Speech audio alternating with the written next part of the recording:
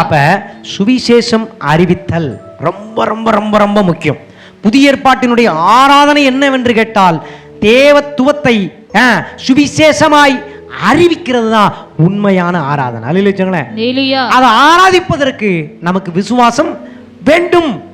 விசுவாசிச்சா மட்டும் போதாது, நாம் அறிக்கை செய்ய வேண்டும். ஆண்டவர் என்னை என்ன செஞ்சாரு? உயிர்ப்பித்திருக்கின்றார். எப்படி உயிர்ப்பித்தார்? எப்படி குமாரனாகிய இயேசு சிலுவையில் மரித்தாரோ, அவரை ஆண்டவர் எப்படி மரித்தோரிலிருந்து எழுப்பினாரோ, அதே போல என்னையும் அவர் பாவ வாழ்க்கையிலிருந்து உயிர்த்து எழ உதவி செய்திருக்கின்றார். அநேக நல்ல காரியங்கள் செய்திருக்கின்றார், நன்மை செஞ்சிருக்கிறார், அற்புதங்கள் செஞ்சிருக்கிறார்.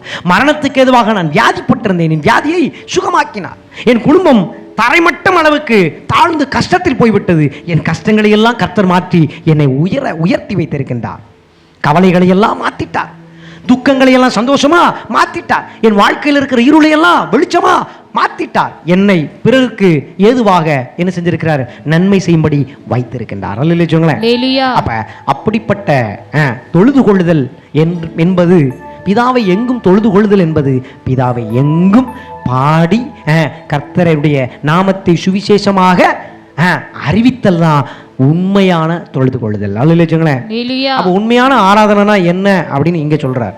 அதுக்கு சொல்லும் போதுதான் நீங்க மறுரூபம் அடையணும். அப்பனா தான் நீங்க அந்த வேலையை செய்ய முடியும். நீங்க என்ன செய்யணும்? சபையே மறுரூபம் அடையணும். கடைசி கால செய்தி என்ன? மறுரூபம் அடையணும்.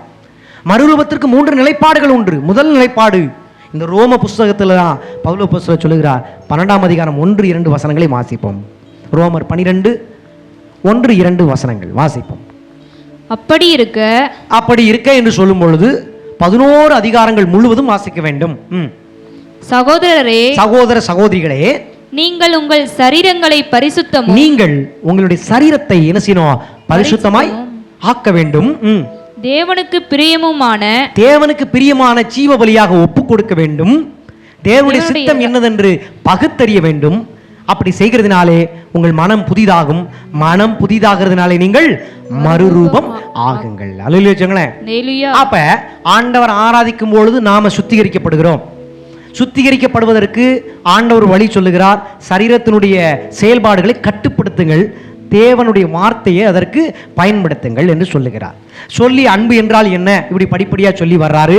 13ஆம் அதிகாரம் கடைசி வசனத்தை சொல்லுகிறார். இப்படியாக நீங்கள் ஆண்டவரை ஆராதனை செய்து, துதி சோத்திர பலிகள் செய்து, ஆண்டவருக்கு ஊழியம் செஞ்சு, சுவிசேஷம் அறிவிச்சு, இதை செஞ்சீங்கன்னா பிதாவை நீங்க எங்கும் தொழுது கொள்ளுகிறீங்க. இப்படிப்பட்ட காரியத்தை செய்யறவங்க தான் இயேசு கிறிஸ்துவை தரித்துக் கொள்ளுகிறவர்களாக இருப்பார்கள். அப்ப என்னையா சொல்ல வரீங்க? பிதாவை தொழுது கொண்டால் நாம் ரட்சிக்கப்படுவோம். பிதாவை தொழுது கொள்ள விசுவாசம் வேண்டும். நாவினால் அறிக்கை செய்ய வேண்டும். நாம் இருதயத்தில் விசுவாசிச்சு நாவினால் அறிக்கை செய்தால் ரட்சிப்பு நமக்கு உண்டாகும். ரட்சிப்பிலே தொடர்ந்து நிலை நிற்கும்படி தேவன் உதவி செய்வார்.